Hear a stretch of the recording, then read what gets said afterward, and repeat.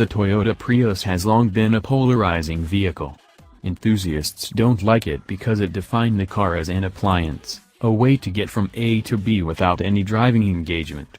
Of course, millions of people didn't care about that in the slightest. Toyotas sold 3.5 million Priuses, and simply appreciated the Prius because it let them get 45 or 50 miles to the gallon without a thought, while encouraging the relaxed rate of progress, maddening to any driver stuck behind a slow-moving Prius on the road. After all these years, the Prius is as much a Rorschach test as it is a form or transportation. The new Prius is going to present the world with a conundrum. The fourth-generation hybrid is Toyota's attempt to redefine what it means to be a Prius. If you've seen the new Prius, then you likely have an opinion about what it looks like. Initial response to the leaked spy photos was overwhelmingly negative. After spending some time with the new Prius in Japan and California recently, the look has grown on us. The back end is still the most difficult angle to appreciate, but walking up to a parking lot of these is not the dispiriting experience some of our readers might expect. And that's before we tell you about how this thing drives. The main reason Toyota was able to introduce actual driving dynamics into the new Prius lies in the Toyota New Generation Architecture, TNGA. The car is wider now, which helps, and has a lower center of gravity. The McPherson strut suspension up front remains the same as before, but in the back, Toyota has gone to a double wishbone setup. TNGA increases the stiffness by 60% compared to the third generation, which helps with overall rigidity. There's an energy to cornering that simply didn't exist before. It's no longer the case that the car drives like a Prius, but true driving aficionados won't fall in love with the way the new hybrid handles. There's an energy to cornering that simply didn't exist before.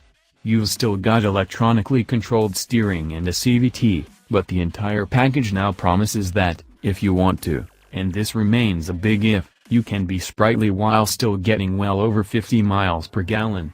For that sort of fuel economy, the new Prius is honestly more fun than it should be. You can learn more about the promise of TNGA here. It says something about the new Prius that we're a number of paragraphs into the story before we get to the car's fuel economy. And here's where the Prius reverts back to its old habits. We drove the Prius 2 trim model, which is the new car's entry point. It gets the same estimated fuel economy figures as most of the rest of the trim levels, 55 city, 50 highway, and 52 combined, but the new Prius 2 Eco, which uses a Li-ion battery instead of the Ni-MH, gets an estimated 58/53/56. It does this mostly by being 65 pounds lighter, losing weight in the different battery, and because it comes without a spare tire. Over a gentle drive of 22.5 mostly highway miles, we got a dashboard display of 67.3 miles per gallon. But when you add in a similar stretch of more stop-and-go driving and some winding roads, our total for 48.8 miles was 57.3 miles per gallon.